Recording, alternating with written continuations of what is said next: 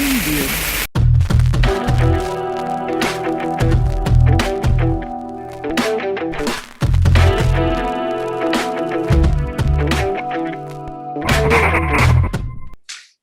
Hola, ¿qué tal? Bienvenidos otra vez al Cine de Arte. En este episodio muy especial, me acompaña Rubén Pintos, a quien no conozco, pero pues me encantaría ahorita conocer a través de una plática muy interesante. Vamos a estar tocando un tema que yo la verdad no conozco mucho, nada más a lo mejor Rubén me vas a corregir algunos detalles que no sepa, pero pues se me hace un tema importantísimo, muy interesante para todos los cinéfilos, específicamente hablando del cine coreano o del Hollywood, que le dicen. Pero bueno, Rubén Pintos es crítico de cine especializado en cine asiático. Él fue ex coeditor de la página de Tomatazos, así que me da muchísimo gusto darle la bienvenida al Cine de Arte. Rubén, muchas gracias por aceptar la invitación. No, muchas gracias a ti por invitarme y sí, definitivamente, si hay una cinematografía de la que hay que tener a consideración sí o sí en estos últimos años es la de Corea del Sur. A mí me parece una pues ahora sí que las industrias de cine más emocionantes, ahora sí que a nivel mundial. Vamos a entrar de lleno a eso como el tema de este episodio, pero primero quiero preguntarte lo que le hago a todos los invitados, que es como alguna experiencia que nos puedas compartir o alguna película de tu juventud que te haya marcado como cinéfilo, y para hacerlo más ad hoc al tema, a lo mejor también hablarnos un poquito de un primer acercamiento al cine asiático. ¿Tú desde cuándo te enamoras del cine asiático? Sé que es muy general hablar de cine asiático, pero tú, ¿como qué edad tenías cuando empezaste a ver tu primer película de cine asiático? Pues yo como muchos, o sea, con esta respuesta te respondo las dos preguntas porque es como me pasó a mí y a otras generaciones anteriores. Pues, mi primera introducción al cine asiático fue Bruce Lee. O sea, Bruce, siendo yo un niño como de 7 8 años, pasaban películas de Bruce Lee en la televisión abierta. El Gran Jefe, me parece que fue El Gran Jefe la primera que vi de él. Y sí, o sea, el impacto era, o sea, tal cual, y te puedo apostar que también, o sea, yo he conocido gente de diferentes generaciones que les pasó similar con Bruce Lee, vieron a Bruce Lee en el cine, quedaron impactados y, dicho y hecho, se metieron a clases de artes marciales, cosa que yo hice de niño. O sea, tenía mi cuarto tapizado con pósters de Bruce Lee. Bueno, ese fue mi primer contacto, pero obviamente en ese momento yo no tenía una noción de qué eran las industrias asiáticas, simplemente pues sabía que existían películas de artes marciales chinas, ¿no? Y ya así como empecé a tener una mayor noción del cine asiático, pues ya yéndome más, un poco ya en mi juventud, adolescencia, pues obviamente con Akira Kurosawa, su cine de samuráis, con Yojimbo y Siete Samuráis, y ya ahí pues empecé a tener una mayor noción de que, bueno, hay varios países en Asia que producen cine de distintas formas y que en Japón, muy por aparte del anime, que ya conocía también, pero existían pues todas estas propuestas cinematográficas. Y pues ya si me fuera a lo que nos compete, que es lo coreano, pues definitivamente a mí sí mi introducción al cine coreano fue con todo este boom que vino entre 2003 y 2005, que fue cuando Old Boy ganó en Cannes. Ganó como como el segundo lugar. Ya ves que la palma se la llevó Fahrenheit 9/11 ese año. Y pues vi Old Boy y vi Old Boy y casi a la par vi El Señor Venganza, que las dos son de Park Chan-wook. Y pues sí, también fueron películas que las vi y dije, esto es total y completamente diferente a lo que he visto o sea, es diferente a lo japonés, diferente a lo chino, que también ya tenía mayor noción en ese entonces. Es una propuesta muy diferente y a partir de ese punto, pues me empecé a empapar más del cine coreano. Es muy interesante lo que comentas, arrancando con Bruce Lee, porque creo que también hay cierta paralelo relevancia con lo que a nosotros nos llega hablando del occidente, del oriente. Por ejemplo, mucha gente conoció a Bruce Lee no con sus películas, sino con la serie del Avispón Verde, ¿no? Y donde obviamente ni siquiera Bruce Lee era el protagonista de esa serie, pero la manera en que nos llegan a veces los productos de China o de Japón o de Corea, pues a veces yo siento que son a través de ciertas modas, de ciertos géneros que de alguna manera tocan. Por ejemplo, yo me acuerdo que hablando de cine japonés, obviamente Kurosawa, los clásicos están ahí, pero cuando yo en mi niñez me recuerdo que es a través del anime o a través del J-horror, ¿no? Que también con el aro, con esto de la maldición, etcétera, etcétera, etcétera. Entonces llegan como a través de géneros que se vuelven muy populares. Entonces, hablando del cine coreano, ya enfocándonos directamente, yo la verdad, ahora que tú mencionas a Park Chan-wook, yo también realmente confieso que descubro el cine coreano a través de Park Chan-wook, a través de Old Boy. Old Boy es una película que para mí es un parteaguas, no solo dentro de su cine, sino hablando del cine coreano en general. Lo cual me trae así como varias cosas, porque yo pues honestamente es como de estas cosas donde la gente dice, ay, los chinos, los japoneses, los coreanos, es lo mismo, es el mismo tipo de cine, ¿no? Yo me acuerdo que a lo mejor alguien podía ver una coreana y lo confundía con algo de Takashi Miike, ¿no? De Japón, porque es cine extremo, ¿no? Pues también a principios de los 2000 se hizo un tipo de cine que hasta salió un compendio de cortos que se llama Three Extremes, que no sé si viste, por ahí de que hubo creo que hasta 2 volúmenes o 2 tomos de cortitos, pero asumíamos que el cine extremo asiático todo lo poníamos en la misma bolsa, ¿no? O sea, en la misma canasta como lo mismo, y creo que hay claras diferencias, ¿no? Y yo te quería preguntar a lo mejor, cuando comparamos este cine de Park Chan-wook, el cine de Takashi Miike o el cine de los gangsters también de Japón, con Kitano y demás, ¿cuál es la más grande o la más notoria diferencia que hay con el cine coreano y el cine japonés, por ejemplo? Claro, es muy buena pregunta y voy a tratar de un tema así súper vasto, de tratar de compactarlo un poco como bien dices, ¿no? O sea, digo, es normal, o sea, que llega como a cuentagotas a veces el cine asiático y de repente sí es normal que pues si la gente no está muy versada en pues digan, ah, pero esta película es china, japonesa, coreana, ¿qué? ¿No? Uh -huh. Ahora, cada uno de estos países, si bien puedes decir las principales industrias cinematográficas de Asia, pues serían Japón, Corea del Sur, China, en su momento Hong Kong, aunque pues ya en estos momentos ya desde inicios de los 2000 empezó a decaer. Y bueno, y el cine de la India, que también es una industria, bueno, son múltiples industrias.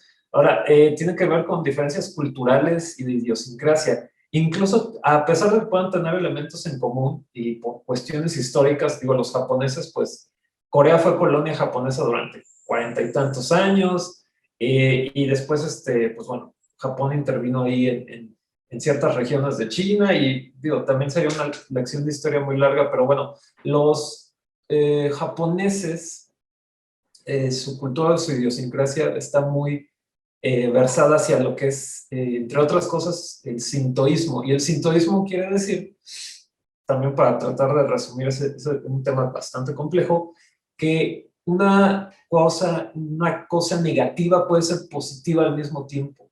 ¿Qué quiere decir esto? Que puede haber muchas capas de gris a nivel cultural y narrativo. Y esto va a ser muy importante en sus mitos, en su folclore y en su mitología. Y por otro lado, los coreanos, ellos en Corea es muy fuerte el confucianismo, que es una doctrina que adoptaron, vaya, desde hace mucho tiempo y que conlleva a pues, ciertas cuestiones como desde que un hombre y una mujer que no están casados no deben compartir el mismo techo, por darte un rápido ejemplo. El sistema confucianista en su momento estaba en China, pero Mao pues ya no le pareció y quiso implementar pues con su revolución cultural otros principios y otras ideas. Y por darte también algo que también hay que mencionar, pues las religiones, ¿no? O sea, en budismo, el budismo es muy fuerte en Asia, por supuesto, pero por ejemplo el cristianismo y el catolicismo es más predominante en Corea, lo cual no ocurre en China o Japón. En Japón, pues bueno, si llegaste a ver Silencio de Martin Scorsese, pues es, a resumidas cuentas, el cristianismo el Japón de aquel entonces lo rechazó con mucha hostilidad. Y si bien en la actualidad sí hay gente que lo practica, pues no es tanta, pero en cambio en Corea hay más gente, hay más iglesias, sacerdotes, monjas. Entonces, ahí hay una mezcolanza muy particular entre el confucianismo y las religiones judeocristianas. Entonces, esto se hace una mezcolanza que por supuesto va a influenciar no solamente la forma de pensar de la gente, sino la forma de contar historias y lo que vemos en las películas. También otro ejemplo, por ejemplo, cuando sale al inicio de La Señora Venganza de Park Chan-wook, que ella tenía como un flashback de todo el tiempo que había estado en la cárcel y veíamos que iba a misa y todo, pero es que es algo muy occidental, pero saliendo de ahí hacía algo que es una tradición muy oriental de allá de los coreanos, que sale y le dan un pastel de tofu, que es el frijol de soya, que es color blanco, que generalmente se le entrega a las personas que salen de una cárcel en Corea. Y es de color blanco porque con esto van a expiar sus culpas, ¿no? Es como la demostración de que ya cumplieron su condena y ya salió todos sus malos pensamientos, malas ideas y malas conductas.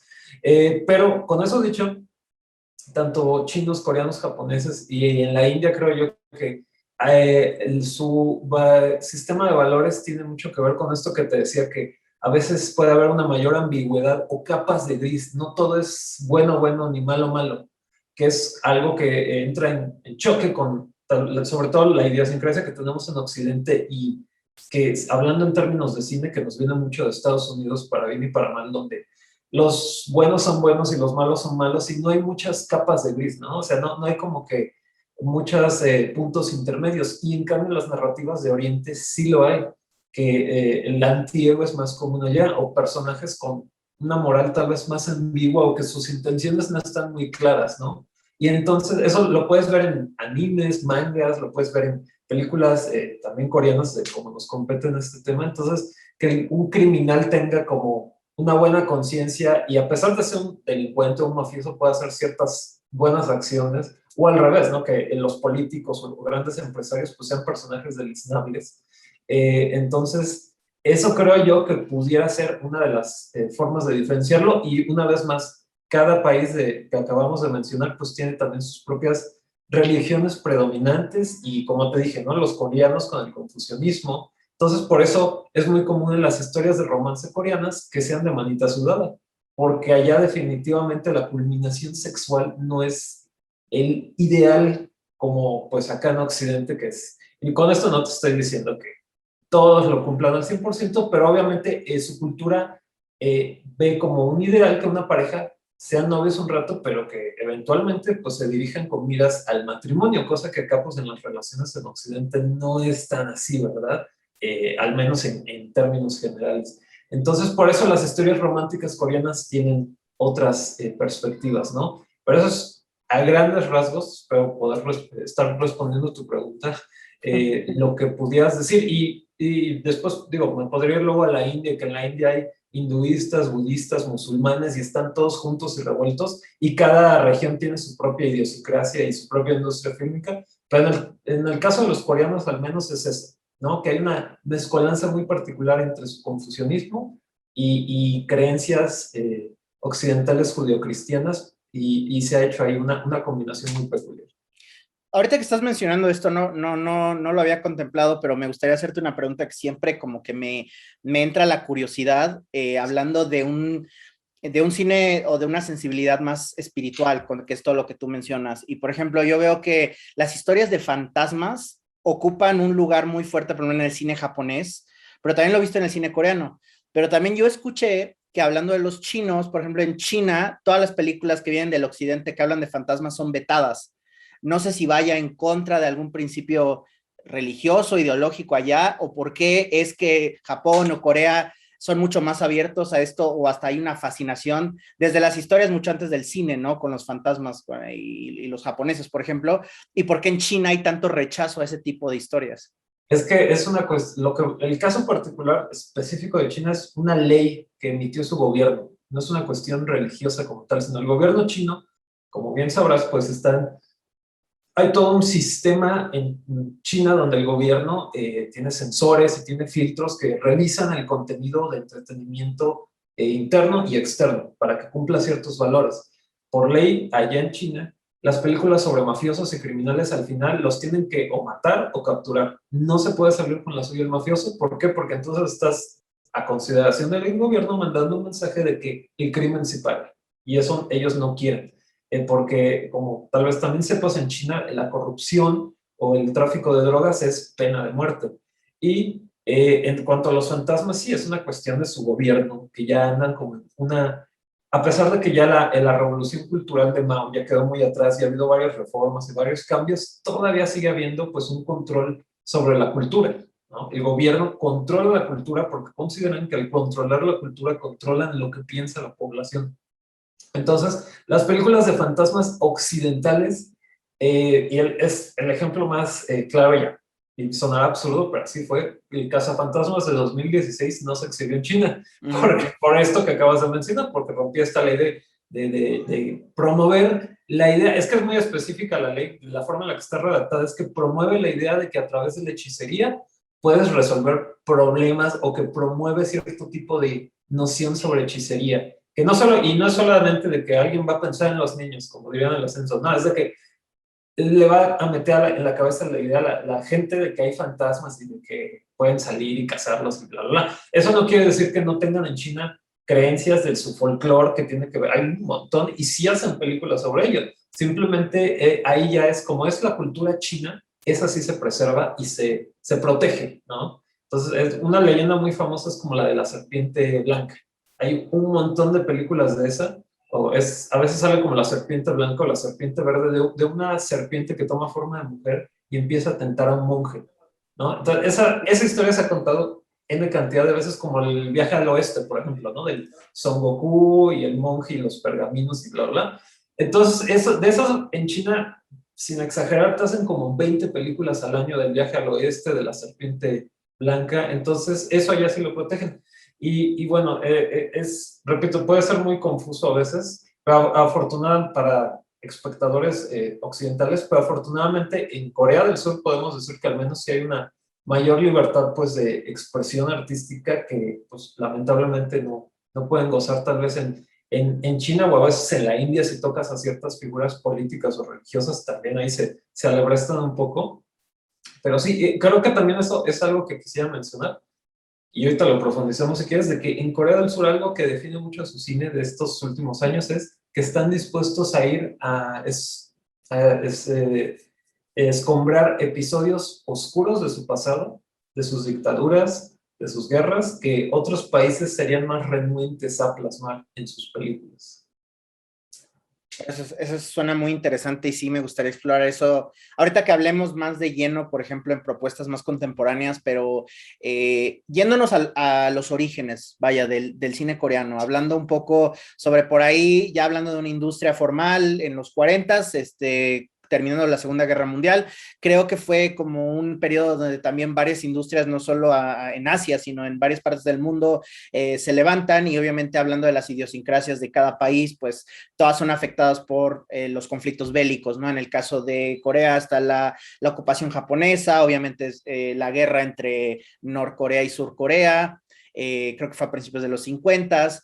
Pero hablando ya de esta industria, porque pues, digo, se levantaron muchas industrias, hablando de todo el cine de los 40, 50 hasta los 60, yo la verdad, nosotros como occidentales o en América, la verdad es que no nos llegan muchas de esas propuestas. Y yo la única película, y me estaría adelantando hasta creo que 1960, de la cual yo me acuerdo mucho, que seguramente conoces, que se llama creo que en Hanyo o The Housemaid de Kim Ki-young, una película que se considera es un melodrama clásico del cine coreano, pero yo la recuerdo, yo la vi, no la vi hace tantos años, la vi por ahí del 2015, porque fue apoyada directamente por Martin Scorsese gracias a su World Cinema Project, que restaura películas, ¿no? Y la saca también a través de la colección del Criterion, pero ¿por qué crees que también estas películas de esta época realmente no ven la luz más allá de su país? Que desconozco si muchos de estos clásicos, me imagino que sí existan, al menos en servicios de streaming allá o en versiones en físico, pero ¿por qué crees que todo este legado, hablando de Corea en específico, no nos llega a nosotros o tan fácil? Lo que pasa es que, bueno,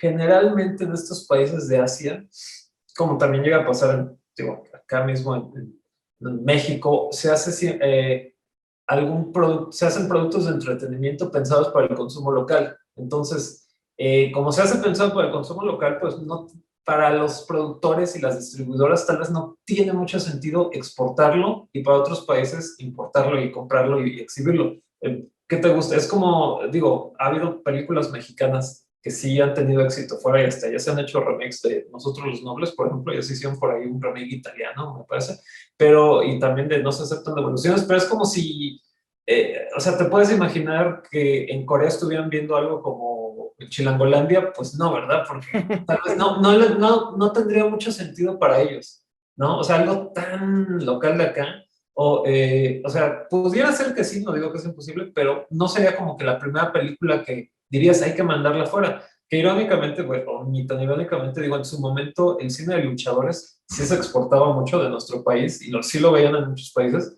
En el caso de Corea del Sur, pues sí, pasaron por toda esta etapa, primero, bueno, la ocupación japonesa. Había una industria fílmica en ese entonces, sí, pero obviamente supervisada por el imperio japonés de aquel entonces, y bueno, las películas debían cumplir ciertos estándares, ¿no? Y no tener propaganda anti-japonesa.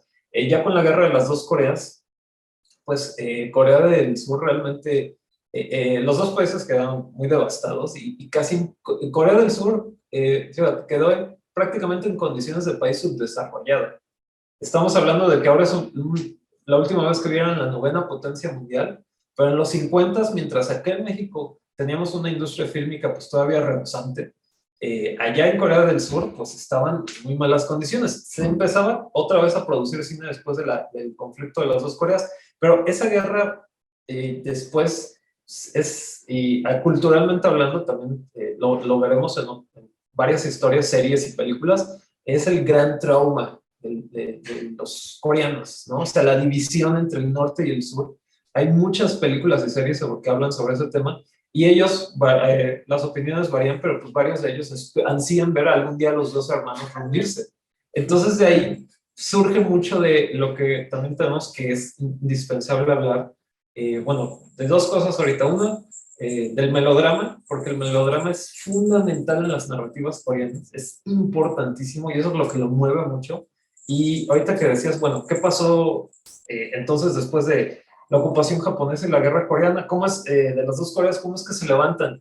La palabra clave aquí es chaebol. Una chaebol es un conglomerado de empresas.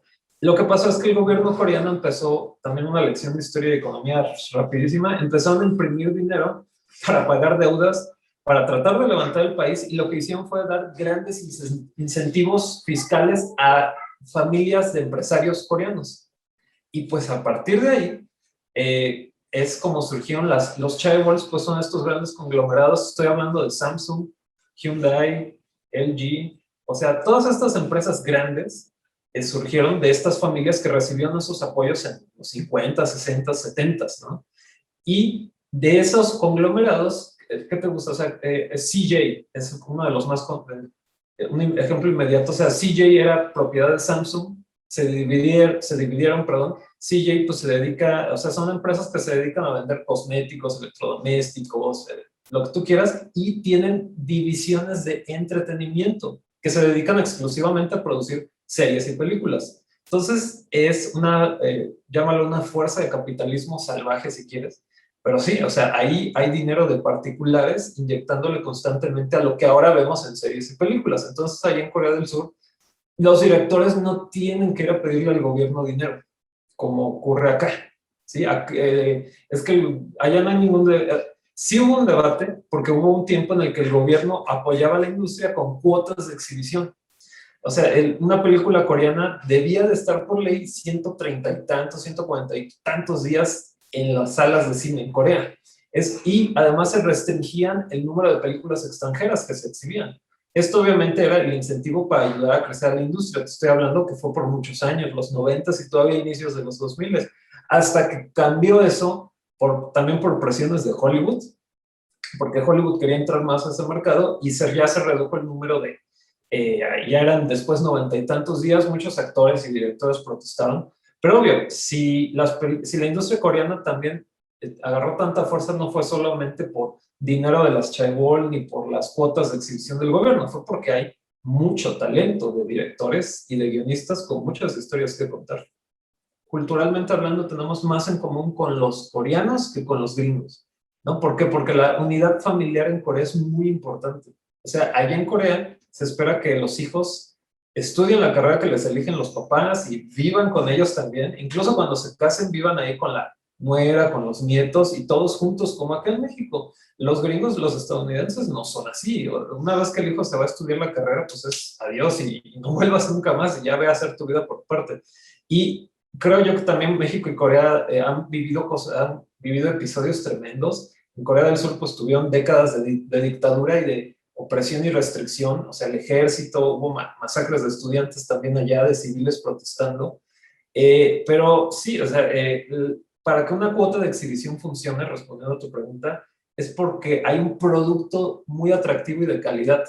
creo yo que el éxito del cine coreano es que tiene una oferta muy atractiva, muy en sus temáticas y narrativas son muy universales, a pesar de que puede haber diferencias culturales, más que incluso que los japoneses o que los chinos o que en la India, que hacen cine luego muy local y que realmente nadie la va a entender fuera de sus fronteras, el cine coreano, y también, digo, lo hemos visto ahorita con las series, ¿no? O sea, el juego del calamar y ahorita la de Estamos Muertos, que las dos han sido un éxito, los guionistas y realizadores coreanos realmente saben transmitir sentimientos universales, que cualquier persona de cualquier país los puede identificar con personajes, historias bien construidos, y ahí reside el corazón del éxito del producto coreano, que es de muy buena calidad y está muy bien contado. Y repito, o sea, de nada sirve que tengas el dinero que tengas o el apoyo del gobierno si no tienes una buena película, ¿no? Y los coreanos tienen mucho para aventar para arriba en ese sentido.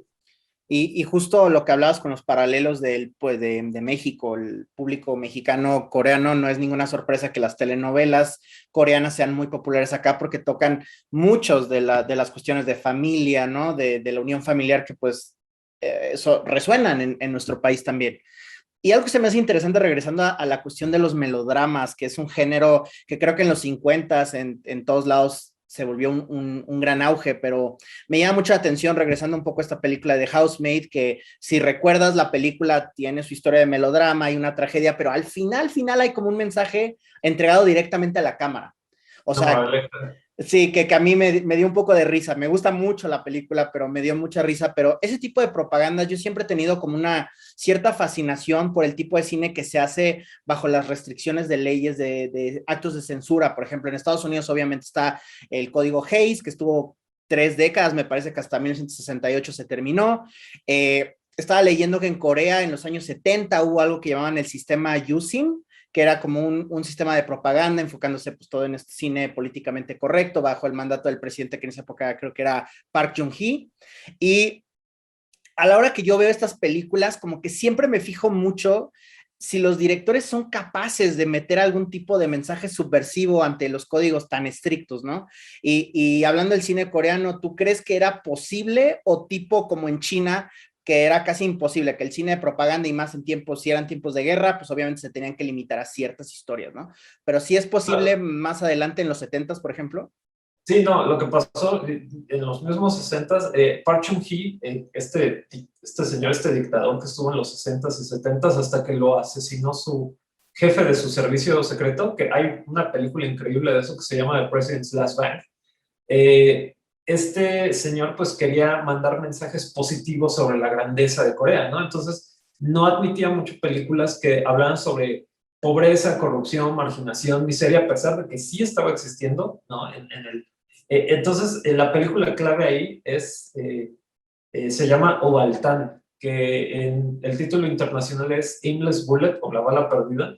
Y esa película, esa y la de The Housemaid y muchas otras películas coreanas de los 50, 60 y otras épocas, las pueden ver gratuitamente en YouTube, por cierto, en Korean Film Archive, creo que se llama. Hay un archivo fílmico de cine coreano clásico gratuito y con subtítulos en inglés y en español que pueden buscar esas películas.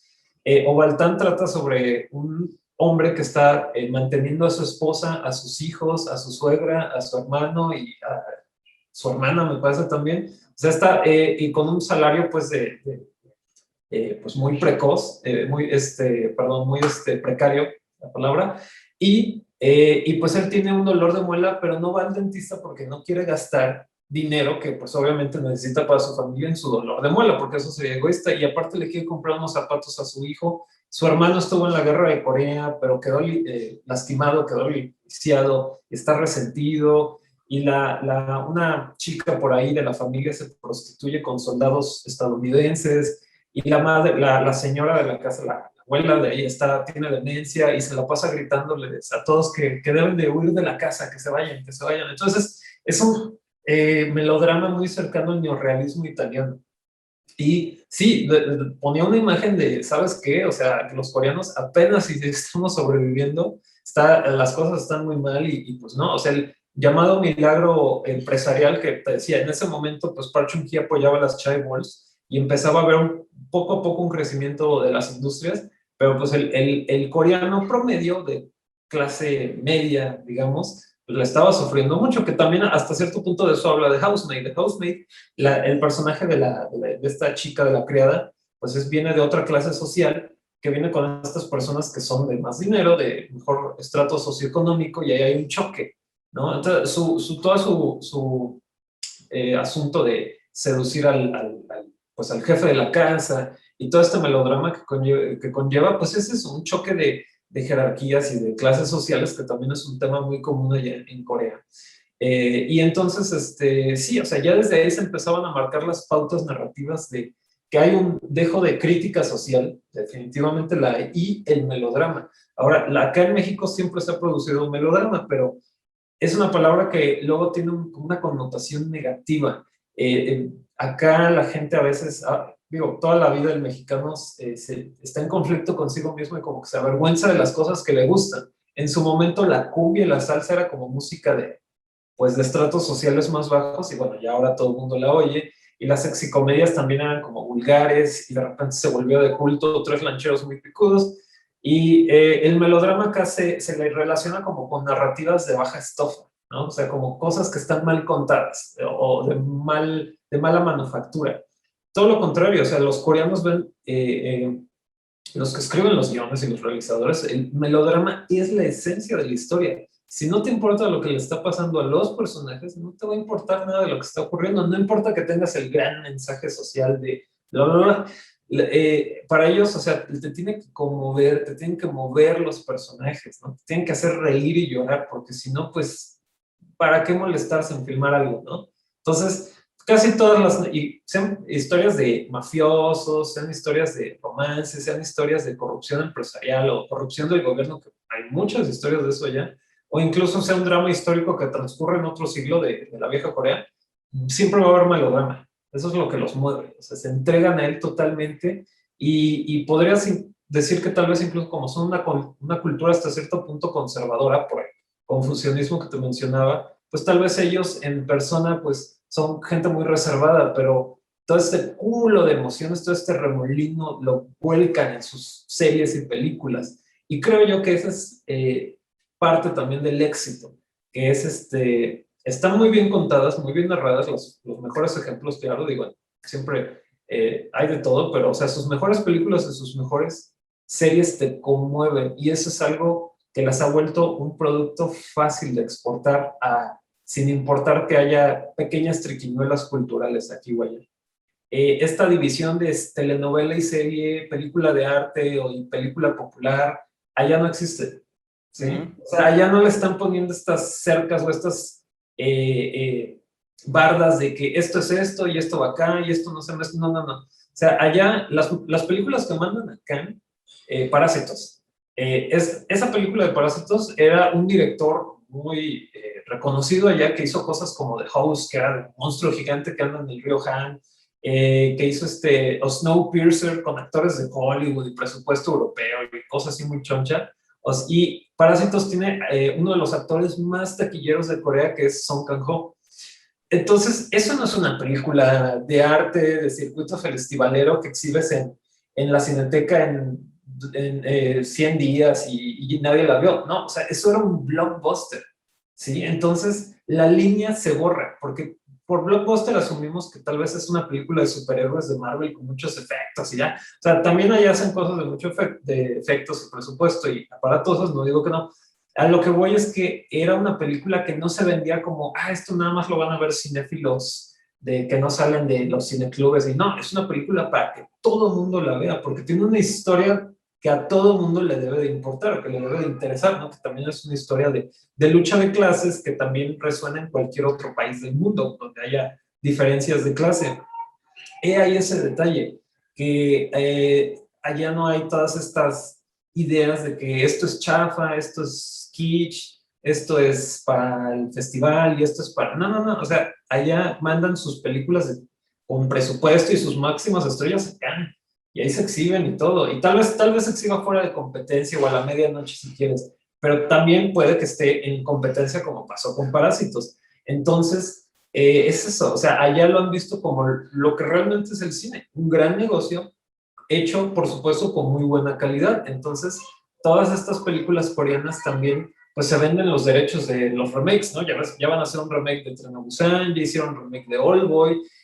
Acá en México se va a estrenar un remake de una película coreana que se llama Señorita Abuela, así lo encuentras en Netflix, que es del director del Juego del Calamar, y en el remake mexicano va a salir Verónica Castro, que es de una no me acuerdo cómo le van a poner acá al remake, pero es de una mujer, pues ya de la tercera edad, que se mete a un estudio fotográfico, le toman una foto y sale de 20 años, ¿no? Y todo tipo de situaciones, o sea, ya desde que te cuento la premisa, tú dices, ¿no?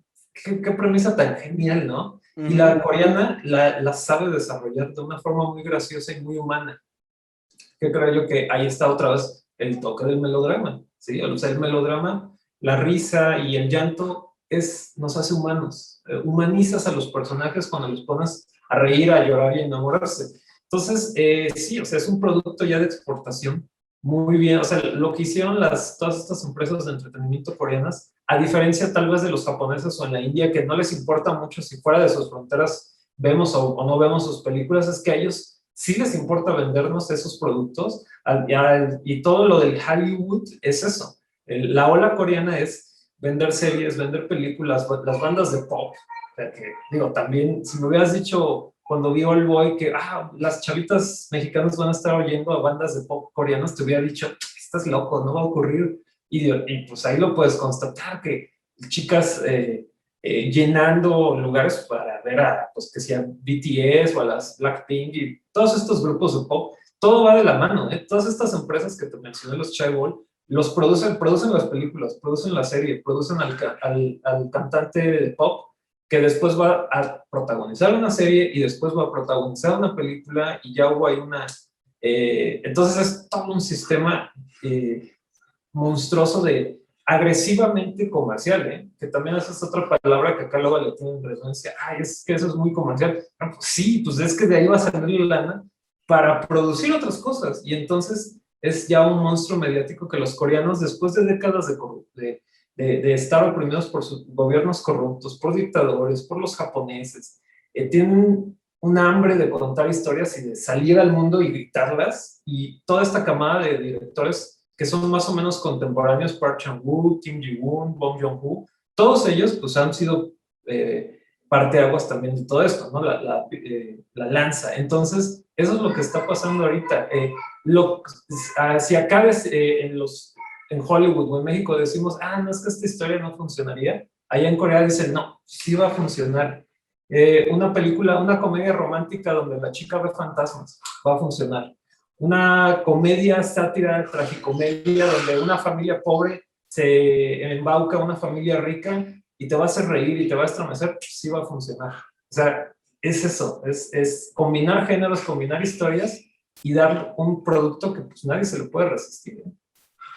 Oye, antes de hablar de, obviamente, una de las películas que también yo creo que se va a considerar parteaguas, que es Parasite o Parásitos, que ganó el Oscar y su historia, ninguna película extranjera había ganado la mejor película y creo que habla muy importante de todo esto que dices, de cómo se está abriendo a los mercados y cómo, pues la verdad es que los coreanos nos están enseñando de alguna forma a no discriminar géneros, a estar mucho más abiertos y mucho más que Hollywood, porque también es algo que por ejemplo, tú ya lo tocaste, pero más que nada es la diversidad de géneros dentro de los autores de culto. Por ejemplo, si hablamos de dos autores que ya mencionamos mucho y que creo que son de los más conocidos, que es Park Chan-wook y Bong Joon-ho, Park Chan-wook creo que bajo el esquema del cinéfilo convencional, que no se metió a su filmografía, pues lo ubica por la trilogía Venganza, y a lo mejor también tenemos la idea de que él solo hace dramas muy intensos, pero por ahí hizo una película que a mí me gustó mucho que se llama JSA, Zona de Riesgo,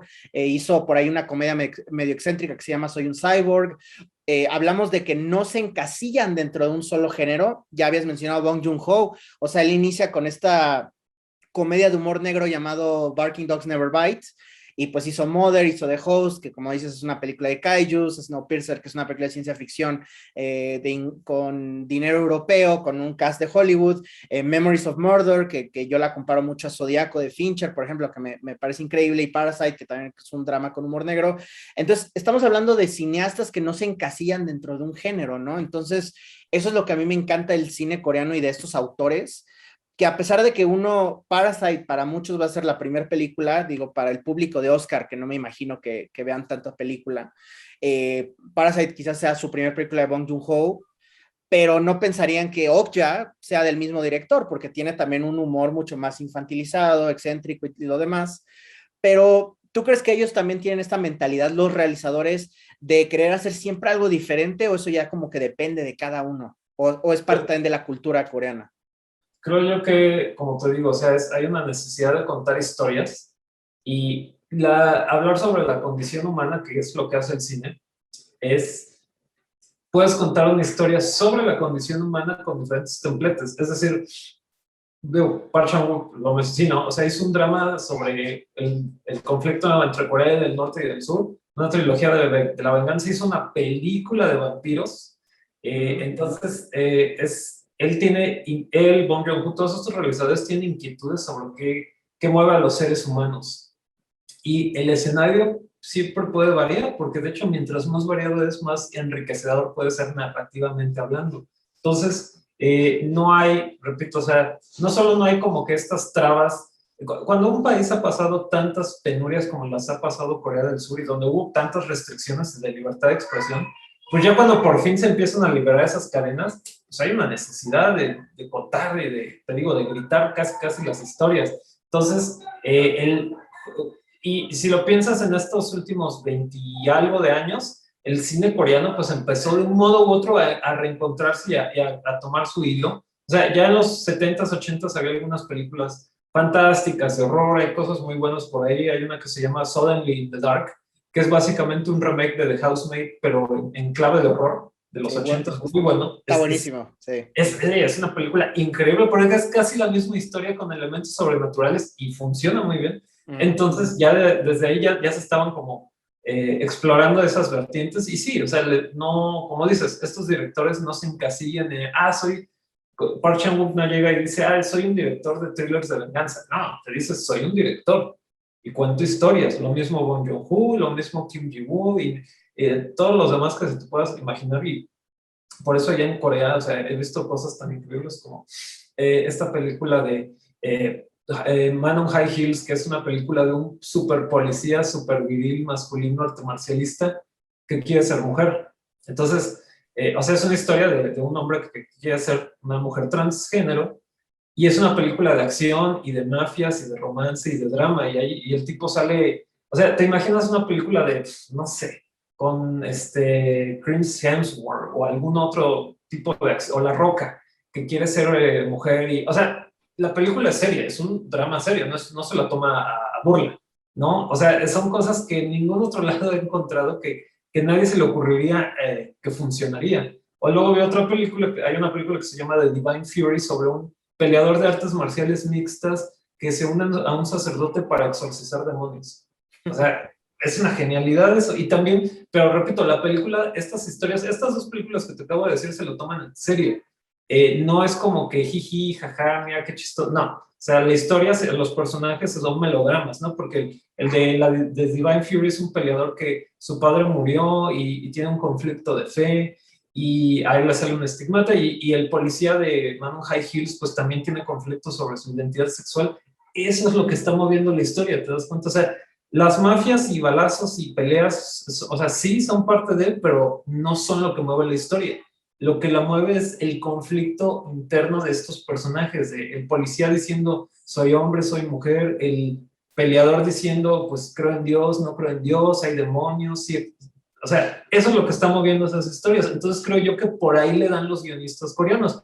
No es de que se sienten un día y dicen, voy a escribir un personaje, voy a escribir una mujer empoderada. No, voy a escribir una mujer que sea un ser humano complejo, con fallas, defectos, y que aparte tenga una aventura de acción. Y ahí tienes La Villana, que es una chulada de película, La Villana, que estuvo en cines acá en México. que es una historia de venganza y acción, inshallah, pero en el centro está esta mujer que tiene también que se enamora y tiene una familia y que le están manipulando. Entonces, eso es lo que está moviendo el conflicto. Creo yo que eso lo tienen muy en claro todos estos realizadores y a partir de ese punto es como trabajan, ¿sí? Entonces, repito, o sea, de nada serviría tener el dinero que tengan las chaebols y las productoras si no hubiera buenas historias de calidad. Y pues lo que pasó con las series, que repito, allá las series no las ven como, es que es solo una telenovela.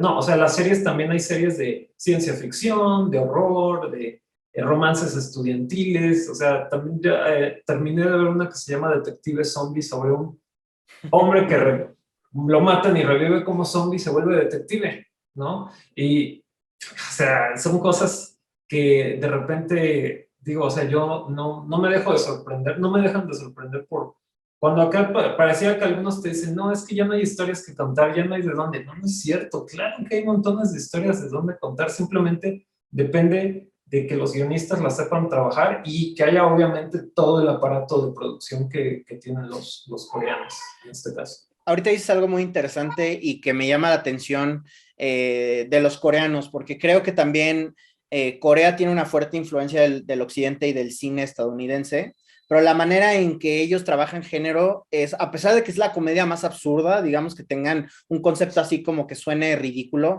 ellos siempre tienen un acercamiento serio acerca de eso que están tocando. Y hay algo que quizás ya esto es algo personal, pero a mí me molesta que he visto últimamente con películas estadounidenses donde, por ejemplo, si es una secuela, como que acaba de salir La Masacre en Texas número 11 o no sé cuál sea, la nueva Scream, etcétera, la nueva Matrix, o sea, son secuelas que quieren ser como un poco como bromas o como meta o como un chiste, o así como que las historias no se lo toman en serio, sino es como una burla, una sátira a los convencionalismos de las películas que las precedieron, pero en el cine de Corea, hablando por ejemplo del western, hablando de The Good, The Bad and The Weird de Kim Ji-woo, o sea, es una película que toma esto del spaghetti western y pues sí, es como una especie de sátira, pero no realmente se toma en serio su trama, ¿no? Obviamente Train to Busan es una película clásica de zombies, pero también tiene un respeto al género que ya ni siquiera los mismos norteamericanos lo están haciendo, ¿no? Hace poco vi una película que se llama The Tower, creo que de un realizador que se llama Kim Ji-hoon, que es como una película clásica de desastres de Hollywood, ¿no? O sea, hasta tiene elementos que me recuerdan a esa de Towering Inferno de los 70s, hasta Duro de Matar, o sea, son como películas que se hacían antes mucho, pero ahora tienen como vehículo de La Roca, que hubo una película que se llama Skyscraper, que sería como similar, pero tiene todo este humor como muy bobo detrás, o sea, como que no se lo están tomando en serio o como que menosprecian a su audiencia, ¿no? Que es creo que a lo que voy. Y yo no sé si tú viendo estas películas, ahora sí que otra vez usando la connotación comercial, que no se aplica en Corea, sino que ellos están, como guionistas, están haciendo historias, ¿no? Buenas historias, pero si las comparas en contraparte con las propuestas hollywoodenses, ¿qué notas de diferencias cuando ven estas películas de acción, por ejemplo, versus las de allá? ¿Cuáles son las diferencias? Creo que el detalle aquí, tanto las de acción como comedias románticas y todo, digo, repito, en todos lados se cuecen habas, también hay malas películas coreanas, malas series coreanas que están mal escritas, digo, también las hay, producen tanto que es inevitable, pero creo que yo lo resumiría, lo que me comentabas, pues dices, es que hay un humor muy bobo en las películas luego de que si de La Roca o si estas de X o Y franquicia, o ya son como dices, ¿no? Muy meta y le están guiñando el ojo a la audiencia y jiji, jaja, miren lo que estamos contando, no es en serio, pero mira nada más. Creo yo que hay una diferencia entre una película que se ríe contigo y una película de la que te ríes. Y una película que va a la par contigo, de sabes que estamos contando algo y tú eres copartícipe de esta ficción hasta cierto punto y no ser ni arrogante ni condescendiente con la audiencia, eso es importantísimo. Y creo yo que hay muchos casos, o sea, hay grandes guionistas estadounidenses en series y películas, por supuesto que los hay, simplemente que de repente puede pasarles que te están guiñando mucho el ojo y escriben, ves una escena o un diálogo escrito con el afán de demostrarte lo bien escrito que está y no tanto que te cuente, si te cuenta algo de los personajes o de la historia parece que no importa mucho, ¿no? Lo importante es que sea como muy ingenioso. Y es una noción, como las nociones que te decía, toda esta terminología de que algo es, que si la parodia, que el camp, que el cult, que el kitsch, toda esta terminología pues no aplica tanto en Asia, o que si el placer culposo, o sea, los asiáticos no lo ven así. O sea, sí tienen sarcasmos, ironías y parodias, allá sí los llegan a tener, pero no como en Occidente, donde todo de repente ya es como el chiste sobre el chiste, o la serpiente que se está comiendo su propia cola, ¿no? En el escenario de la cultura pop mundial, piensa que Hollywood, y tampoco no quiero que se sienta que comparo peras con manzanas. O sea, el cine de superhéroes, yo no coincido cuando algunos dicen que, es que está matando Hollywood. Sí, ¿no? O sea, sí hay mucho enfoque en eso, y está bien criticar su calidad, por supuesto. Si no hacemos crítica constructiva del arte, tú dime a dónde va a llegar el arte, a ninguna parte, ¿verdad? O sea, tenemos que analizarlo hasta cierto punto, pero pues es como que su mercado y Hollywood está como enfocado ahorita en hacer secuelas y franquicias y remakes. Hay secuelas, franquicias y remakes en Asia y en Europa, también las hay, pero en Hollywood pues es como que la primera opción, ¿no? O sea, esta es la primera opción que debemos de hacer, pues que un remake o una secuela o una película y ahorita, si lo piensas, el escenario de la cultura pop estadounidense es refritear hasta la muerte, y hay series de Star Wars y series de Marvel, y está como muy enfocado en eso, y obviamente pues llega un momento en que pues ya la calidad de los guiones es muy endeble. Yo digo, sé que hay mucha gente que si le gustó el Mandalorian o sigue las series de Marvel, pero pues conforme más va saliendo, la verdad la calidad se va perdiendo, y creo yo que los coreanos, en lugar de las industrias de allá, en lugar de pensar, tenemos que, allá adaptan mucho, por cierto, los webtoons, que son los cómics en línea. Varias series y películas se han inspirado en estos, pero ha sido una buena fuente de historias, pero pues también aquí hay una noción de tenemos que, como dices, abordar todos estos géneros o premisas y narrativas que pues siguen funcionando, que si nada más que les vamos a dar la vuelta. Una película que me encantó mucho de estos últimos años era una de bucle del tiempo coreana que se llama A Day, que acá en México medio se exhibió en unas salas, que es una película de dos hombres que están tratando de rescatar a sus familias de unos accidentes donde mueren, y cada vez que fallan vuelve a iniciar el día, ¿no? Es un bucle de tiempo. Y es la cosa más increíble que he visto así. O sea, era una fórmula que tú dices, ya la conozco, ya me la sé, ya como, ¿qué pueden contar? Y no, te sorprende la película. Hay una por ahí en Netflix que se llama Sueño Lúcido, que tú la ves, la película coreana, y dices, bueno, pues es Inception, que bueno, Inception se basaba en Paprika de Satoshi Kon, dicho sea de paso, pero personajes que están visitando los sueños de otros personajes, pero igual le da la vuelta a la premisa y no lo ves venir, o la combina con otra cosa que tampoco te esperabas y ya adquiere vida nueva. Entonces creo yo que los coreanos pues no están pretendiendo crear las grandes franquicias del universo de lo que sea, de Marvel, de DC o lo que sea. Ellos no están, tenemos que tener nuestro propio universo Marvel. No, tenemos que contar nuestras propias historias con efectos, con explosiones y todo, y pues hacerlas llamativas y atractivas. Y de películas de desastre en Netflix hay una que se llama Ashfall, que es con este puro actor taquillero de allá, Lee Byung-hun. Sale Ma Dong-seok, que salió en Eternals hace poco, que salía de Gilgamesh. Y es una película de un volcán que está haciendo erupción en Corea, y que tienen que ir a rescatar a un soldado norcoreano preso en Norcorea para que les dé unos códigos de unas bombas nucleares para hacerlas detonar y sepultar el flujo de lava. Eso ya es una película de desastre y es una película de acción. Entonces, y ellos dicen, no, pues sí, vamos al siguiente nivel con este género. Y como dices, hay que tomarse, lo que estamos hablando, hay que tomar el drama de los personajes en serio. Tal vez las situaciones puedan ser improbables hasta cierto punto, increíbles, mucha pirotecnia, explosiones y balazos, pero el drama de los personajes va a mover hasta cierto punto la historia, y ese si a la gente no se lo toma en serio, pues nos va a servir la película, va a tronar. Y la comedia es muy buena, también allá le meten comedia, por supuesto, pero sí debe de estar como en la dosis exacta, ni muy, muy, ni tan, tan, ¿no? Porque entonces se te quema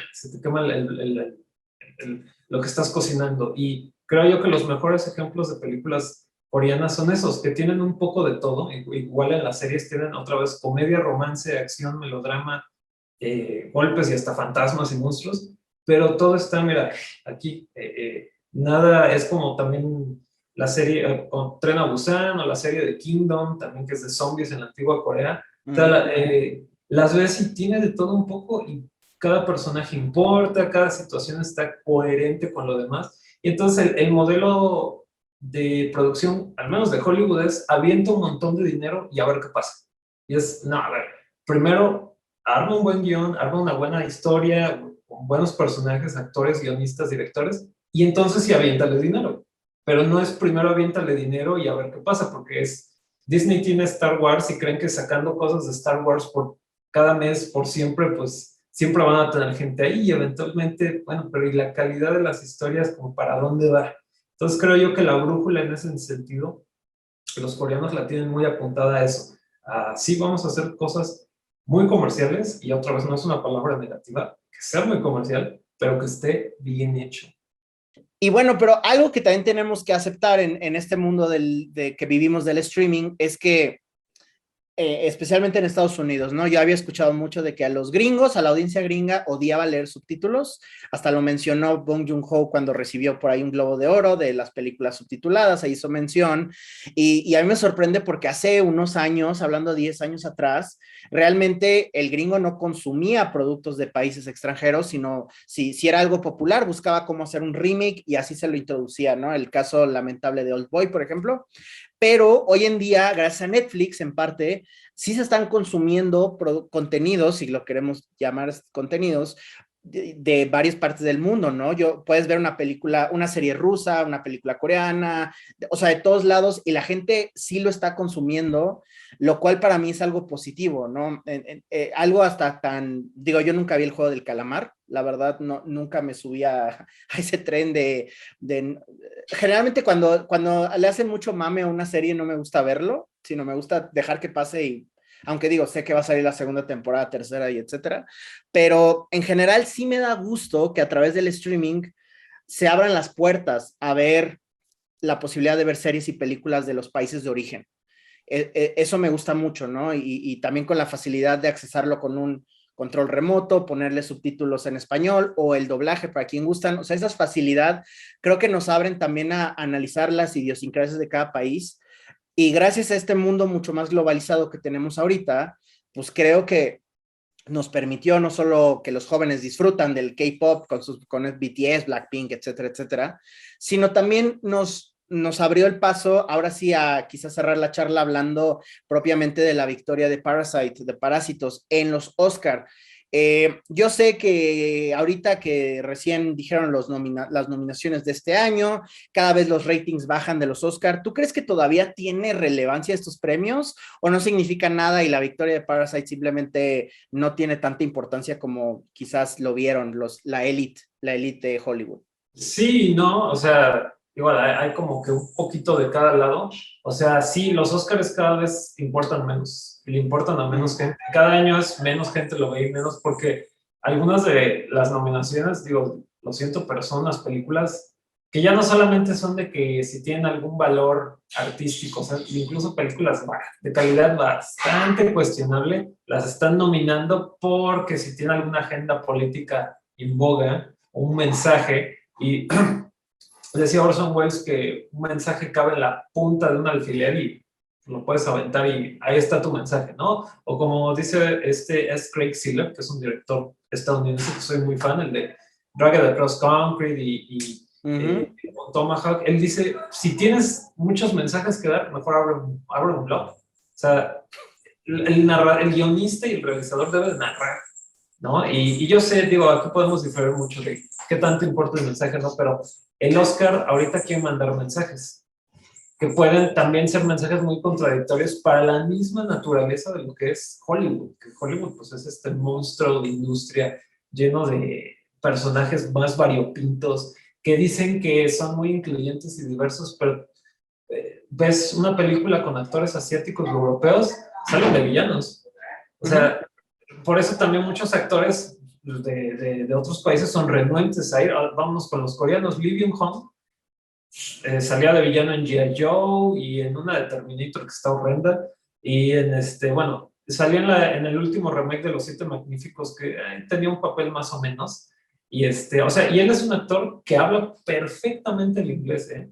y es un actor que allá en Corea es, te repito, de los más taquilleros, ¿no? O sea, la de Una vida agridulce, Inside Man y esta de Ashford que te mencionaba, pero va a Hollywood y, tú vas a ser el villano que no habla. Mm. Entonces, ¿qué pasó con tu inclusión, papá? O sea, ¿no que eres muy campeón de las minorías y todo? Pues no, sí, ¿no? Y cuando supuestamente lo es, pues son como productos también muy, ya sabes, los clichés del Oscar, ¿no? Historias sobre que si inmigrantes o personas de capacidades diferentes que enfrentan la adversidad. O sea, ya hay una fórmula también ahí. Y con eso dicho, no se le pueden restar méritos también a lo que hizo Parasite, porque sí conectaba con la audiencia. Lo hizo allá, lo hizo acá. A mí me consta que había gente que se me acercaba y me decía, me dije, oye, es que hay una película muy buena coreana que se llama Parásitos.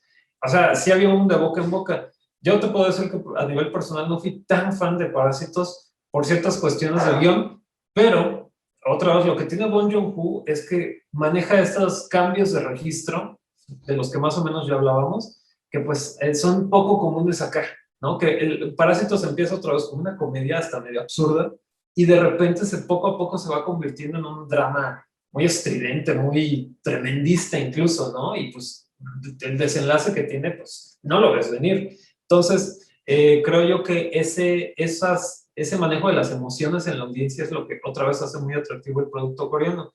Entonces, no quiere decir que ya todo el mundo ve cosas coreanas todo el tiempo, pero coincido contigo en lo que dices de que la ventaja del streaming es que te acerca más a estos productos que antes no había manera de ver. Y creo yo que también parte de la clave es que sí, hay mucha gente que ve las cosas dobladas en español, que es perfectamente válido, ¿no? El juego del calamar de seguro muchos lo vieron con doblaje, y también hasta de Estamos Muertos, que todavía, lo último que chequé, que ya era de las 10 series también más vistas de la historia de Netflix, esta serie de zombies coreana, y se vale, también se vale.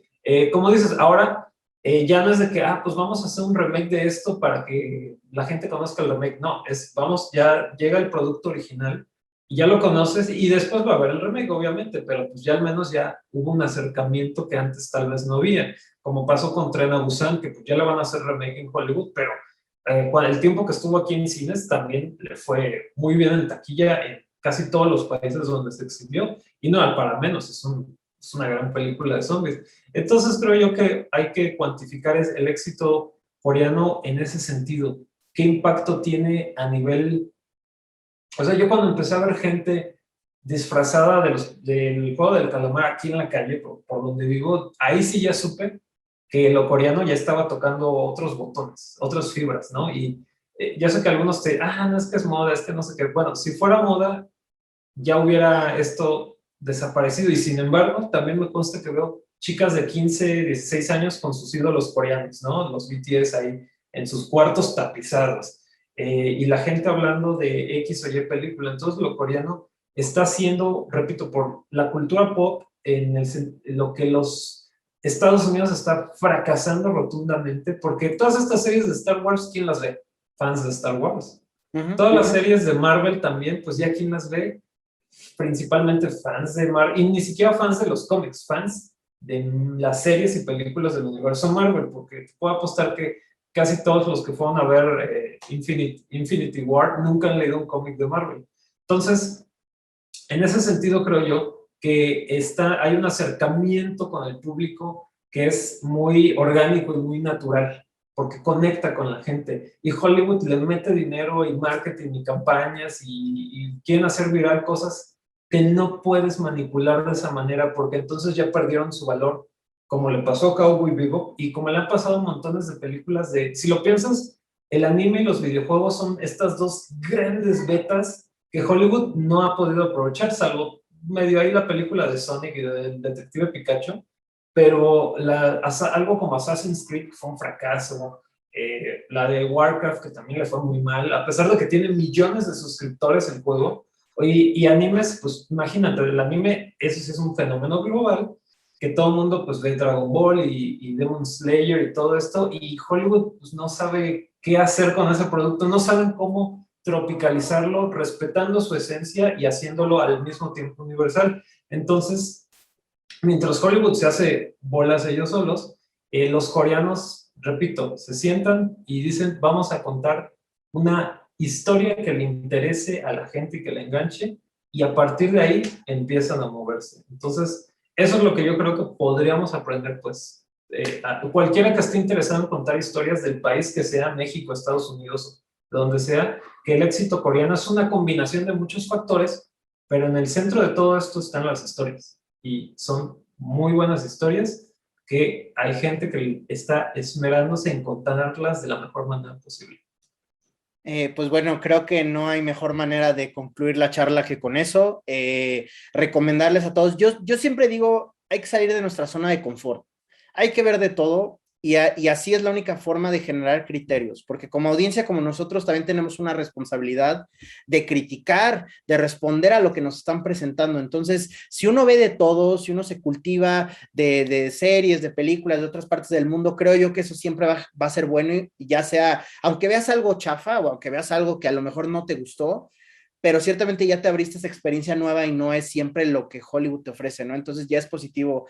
Así que vean cine coreano, consuman series coreanas, si alguna no le gusta, pues ahí hay otra, ¿no? O sea, no necesariamente todo es bueno, como lo mencionábamos, pero creo que sí es importante mencionar que es una industria que ofrece productos de calidad, de la manera en que yo creo que Hollywood no le está prestando la suficiente atención a sus propias series o películas, ¿no? Hay un respeto a las historias, hay una intención de emocionar al público con personajes, con historias, no solo es como este cinismo de nada más producir por producir.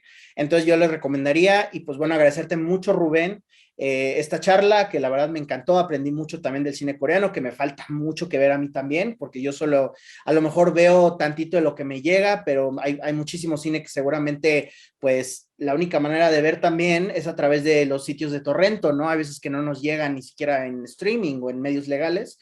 Entonces, pues digo, no es lo ideal, pero si es lo único que hay, pues ahí hay que buscarle, ¿no?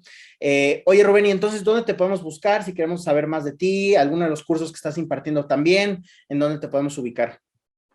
Pues la única red social que tengo es Facebook y me encuentran como Rubén MP, no del Ministerio Público, sino mis apellidos, Rubén MP, y bueno, ahí tengo un avatar de un japonés mal encarado, así con lentes oscuros, que era el señor Bunta Sugawara, una estrella del cine de yakuza de los 70s. Sí, espero ya poder hacer varios cursos. Uno de ellos es Introducción al Cine Asiático, donde me explayo como ahorita y más hablando de las industrias y el cine de la India, Japón, Corea del Sur, China, entre otros países. Y pues sí, ahí búsquenme Rubén MP.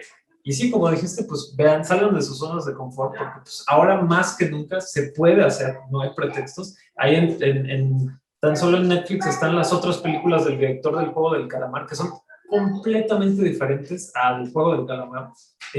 La ya mencionada Señorita Abuela, y también esta otra que se llama Silenciados, que es una de las cosas más estremecedoras que he visto en mi vida, más que cualquier película de terror. Está basada en un caso real sobre una escuela para niños de capacidades diferentes en Corea que sufrieron abusos de sus maestros. Y bueno, es una historia muy fuerte, pero de esas que también esenciales. Y nada más para que ahí vean el cambio de registro de este señor, de este director, de hacer una comedia como Señorita Abuela y esta cine de denuncia como Silenciados, y luego hizo el Juego del Calamar. Pues eso, como dijimos, es algo que te demuestra la versatilidad tremenda de las historias coreanas. Entonces sí, hagan eso, véanlo, y si les interesa saber más, pues me pueden mandar ahí un mensajillo por Facebook.